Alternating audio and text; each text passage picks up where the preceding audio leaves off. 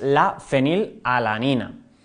Es importante que como aminoácido esencial entendamos que lo necesitamos diariamente, ya que el cuerpo no es capaz de sintetizarlo. Este hay que aportarlo sí o sí a la alimentación. Entonces, es un constituyente bastante importante a nivel cerebral, por tema de neuropéptidos, va a estar relacionado con la somastotina, vasopresina, con la melanotropina, encefalina, etcétera, etcétera. O sea, bastantes, por no liarnos con nombres técnicos, pero sobre todo son sustancias que son vitales para el cerebro. De hecho, luego iremos viendo también una parte importante de sus funciones que sobre todo está relacionado un poquito con el tema del crecimiento, con el tema de los niños. Eso ya lo vamos a ver ahora. Y como ya sabéis que me gusta poner la fórmula química de los aminoácidos, este aminoácido es importante porque contiene un anillo de benceno, ¿vale? Aquí el arito, que lo diferencia del resto de aminoácidos. Entonces, dentro de lo que es las funciones y las características que nos puede aportar este aminoácido, una de ellas es a nivel antidepresivo. ¿Por qué? El aminoácido tirosina, que ya hemos hablado de él en una conferencia, pues se genera, el organismo lo fabrica a raíz de la fenilalanina. Entonces, dentro de lo que es la tirosina y la L-dopa, la norepinefrina y epinefrina, van a ayudar dentro de lo que es todo el funcionamiento del cerebro. De ahí que este aminoácido sea importante. ¿Por qué?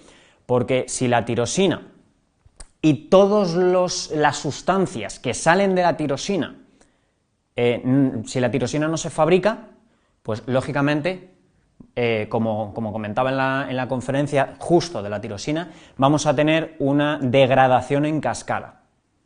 ¿Qué quiere decir? Si yo necesito arcilla para hacer ladrillos, pues si no tengo arcilla, no hay ladrillos, si no hay ladrillos no hay muro, si no hay muro no hay casa, si no hay casa, no hay tejado, no hay nada, hay que dormir a la intemperie y hace frío, más ahora que estamos en diciembre. Entonces, es importante eso. De hecho hay dos estudios que avalan precisamente que dentro de lo que es un correcto aporte de este aminoácido, pues evitamos esa depresión que viene dada por esa carencia nutricional, una cosa bastante importante, ya que como os comentaba, hay ciertos tipos de depresión que están relacionados a un déficit de ciertas sustancias en el cerebro. Entonces, si las sustancias las tenemos, pues ese tipo de depresiones no las vamos a tener. He recalcado en todas las conferencias que cuando tenemos un problema de salud, antes que ir al médico, hay que replantearnos nuestra vida. Hay que hacer un poquito introspección de a ver qué estilo de vida tengo, a ver qué estoy haciendo, a ver con quién me junto. Eso es importante. Los tres pilares que hemos comentado en varias conferencias, como, el deporte que hago y con quién me junto. ¿Por qué? Porque luego nos vamos al médico para que nos dé un medicamento cuando en los medicamentos estas tres cosas no las manipula. Un medicamento no te va a hacer más deporte, un medicamento no te va a cambiar la alimentación y un medicamento no te va a cambiar las compañías. Entonces, si tenemos este tipo de cosas por una de esas tres, nos estamos medicando por gusto, más que otra cosa, más que por necesidad. Va a ayudar a nivel del alivio del dolor. Ya hemos estado comentando que la gran mayoría de los aminoácidos, por no decir todos, van a tener relación directa a nivel muscular y a nivel inmunológico. Entonces, dentro de lo que es el tema nervioso, también hay ciertos aminoácidos que nos van a ayudar.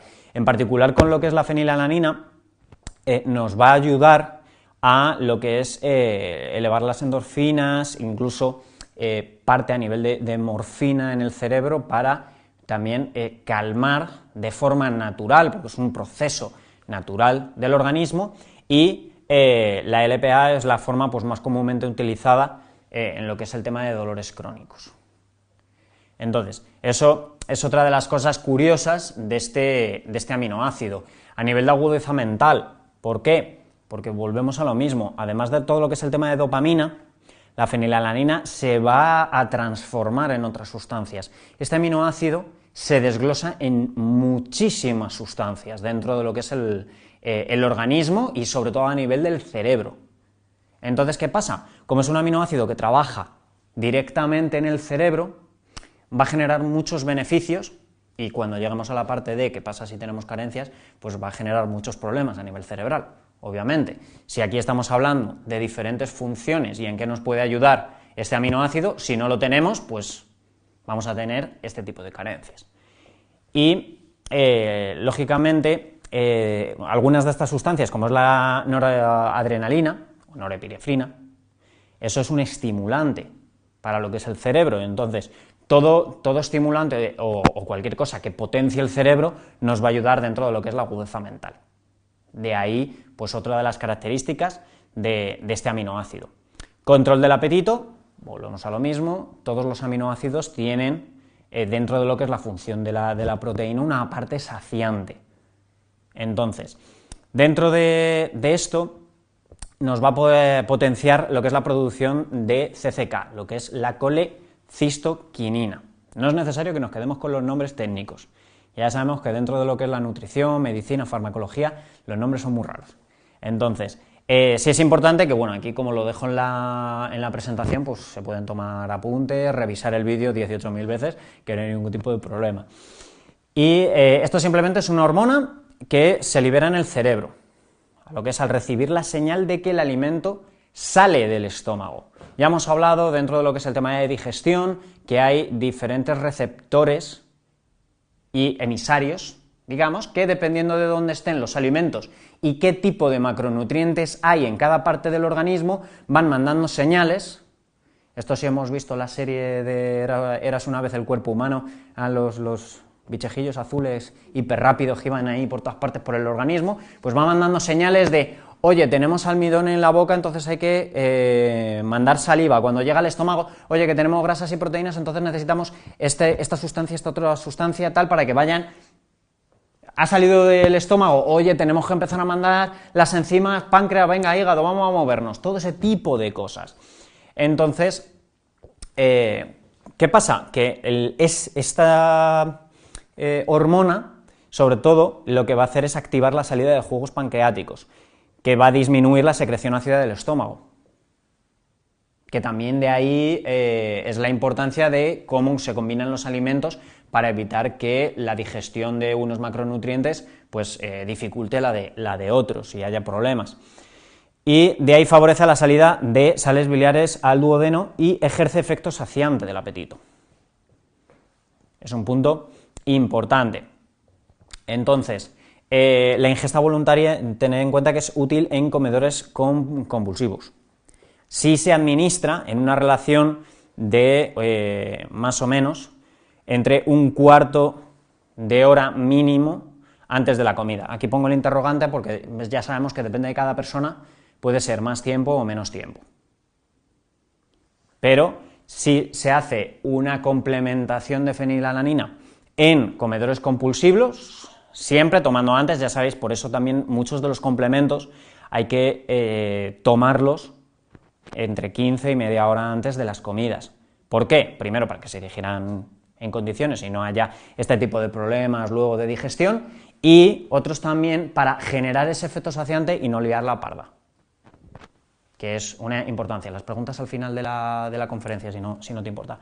Entonces, dentro de lo que es síndrome de abstinencia, igual, hemos hablado de muchos aminoácidos que trabajan en diferentes tipos de abstinencias. Unos son mejores para el alcohol, otros son mejores para la cocaína, marihuana, etc.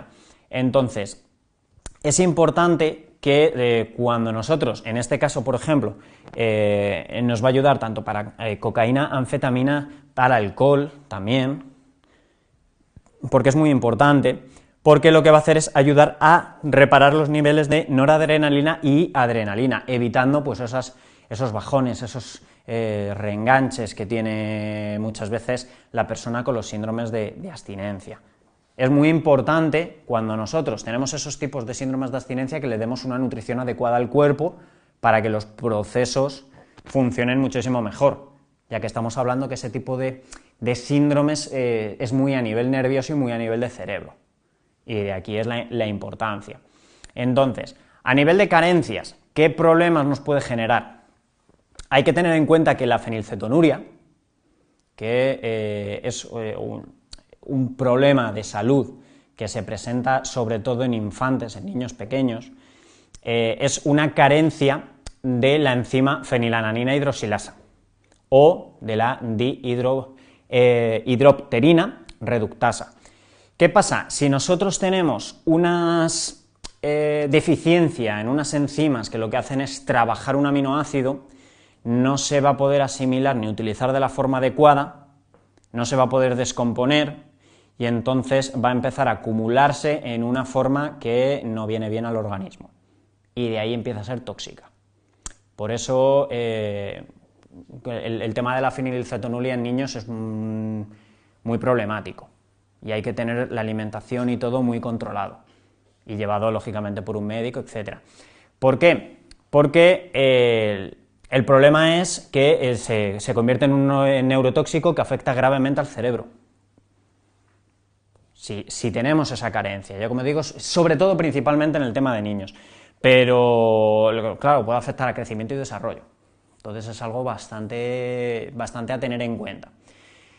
No es una cosa muy común que esté este problema de salud en los niños, pero sí es bueno que lo tengamos en cuenta. Entonces, digamos que aquí los efectos de la acumulación de este neurotóxico causan oligofrenia fenilpirúvica, caracterizada por un coeficiente intelectual alrededor de 50. Para que veamos un poquito la magnitud de hasta qué punto puede afectar el que nuestro organismo no sea capaz de manejar este aminoácido de forma correcta, ya que es un aminoácido que es esencial, hay que aportarlo sí o sí en el organismo. Entonces, también se generan muchos problemas, por ejemplo, cuando tenemos esta enfermedad, se recomienda el complementar con tirosina. Por lo que hemos comentado, la tirosina se produce gracias a este aminoácido, pero si tienes esta enfermedad no puedes tomar este aminoácido. Y si no lo tomas, generamos esa carencia nutricional en cascada. Por eso siempre se recomienda que haya esa complementación. Entonces, pues bueno, influye también a nivel de metabolismo y puede producir otros problemas como alcaptonuria, que es una enfermedad hereditaria que causa orinas negras y frecuentes cálculos renales. Eso cuando tenemos ese tipo de problemas. Entonces, otro de los casos a nivel, por ejemplo, de excesos con este aminoácido es lo que hemos comentado de que sirve como saciante. Esto muchas veces es un problema porque ya hemos estado hablando que hay que tener un control adecuado de cómo se come y de qué es lo que se come. Entonces, muchas veces la gente para controlar peso se pasa de rosca con algunas cosas. Entonces, es importante que, por ejemplo, este tipo de complementaciones para personas en bajo peso, etcétera, pues no es recomendado. Y de ahí que la complementación, sobre todo de lo que es aminoácidos libres, aminoácidos de forma simple, sin estar con otros nutrientes, pues tiene que estar un poco supervisada por el profesional de la salud que te esté llevando, porque puede generar complicaciones. Entonces, personas también, por ejemplo, que si tienen disquinesia tardía, pues pueden procesar este aminoácido de forma diferente y generar problemas también. Volvemos a lo mismo. Una persona sana, una persona que no tiene ningún tipo de problema de salud, es muy raro que haya algún problema con el tema de aminoácidos. De aquí estamos hablando que personas que ya tienen una enfermedad en concreto van a tener ciertos problemas con ciertos aminoácidos. Entonces, aquí, por ejemplo, se necesita un poquito más de investigación en ese aspecto. Y, por ejemplo, otra de las cosas que no hay que hacer es utilizar este aminoácido con fármacos inhibidores del MAO, que pues es otra sustancia a nivel del organismo, volvemos a lo mismo. Si tú estás tomando un medicamento, el médico que te está llevando o el médico que te lo ha recetado necesita saber qué estás comiendo, qué complementos estás tomando y qué cambios vas a hacer, tanto en la dieta como en la complementación, porque muchas veces se puede modificar las dosis de los medicamentos, las dosis de los fármacos. Es una cosa bastante importante a tener en cuenta. Y dentro de lo que es los rangos de dosificación, iríamos desde medio gramo a 3,5 y lo más común va desde medio gramo a 2 gramos al día, volvemos a lo mismo, fuera de las comidas. Por eso, dentro de lo que es las dosis más comunes, es muy raro tener un problema con este aminoácido.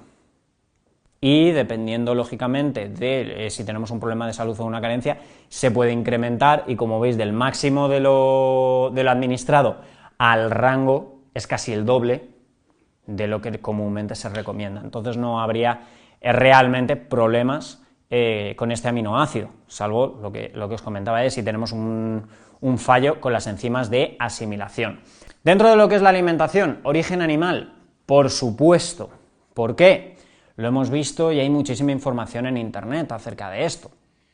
Lo que es los alimentos de origen animal se les ha dado mucho bombo y se les ha, centralizado como única fuente de proteínas. Ya hemos visto que las proteínas son simplemente estructuras de aminoácidos, son muchos aminoácidos juntos y depende de cómo se junten van a formar pues un tipo de proteínas u otros.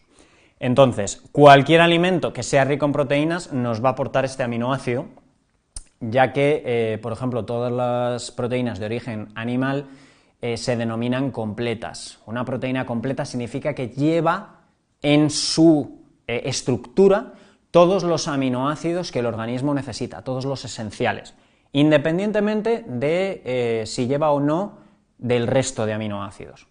Pero si lleva todos los que son esenciales para el organismo, se denomina proteína completa.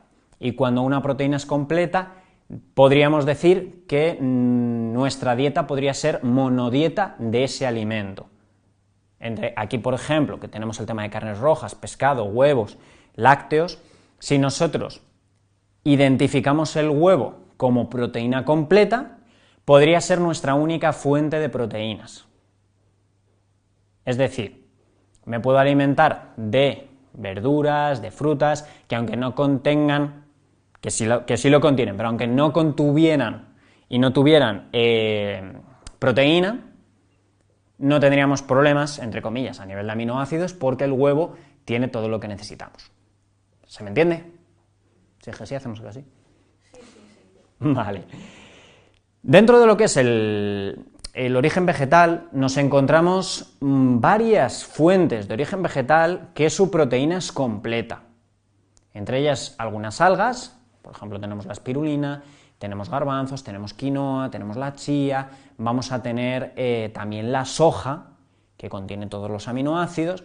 Lo único que, pues con el paso de los años, pues había que sacar carne al mercado y siempre se puso que la carne era mejor que la proteína vegetal. Y sí es cierto que, bueno, el huevo es, entre el huevo y el suero de leche, son las proteínas que mejor digiere el organismo. Entonces el huevo se considera como dentro de la tabla de comparaciones de proteínas, pues la que mejor se asimila y todo se compara en base al huevo. Eso ya lo hemos comentado en varias conferencias. A nivel vegetal, espárragos, garbanzos, que los acabo de comentar, la soja, cacahuetes, lentejas. Estamos viendo que, salvo el tema de los espárragos, que no son muy famosos por tener una gran cantidad de proteína, el resto, legumbres, frutos secos, sabemos que son ricos en proteínas y grasas. Pero el tema de los espárragos ya lo hemos visto en varias conferencias de aminoácidos que son muy interesantes, porque de hecho la gran mayoría de verduras y la gran mayoría de frutas lo que no llevan proteínas de por sí, lo que llevan son aminoácidos libres, es decir, son solo aminoácidos. Esto pasa más en las frutas que en las verduras. En las verduras sí nos podemos encontrar algunas proteínas y los espárragos es bastante interesante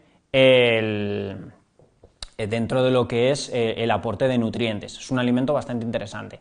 Entonces, otras fuentes, la fenilalanina, debido al anillo aromático, al anillo de benceno, no es un edulcorante por sí mismo, o sea, no se puede utilizar en la industria de la alimentación solo, y se le junta con ácido aspartico para utilizar como edulcorante.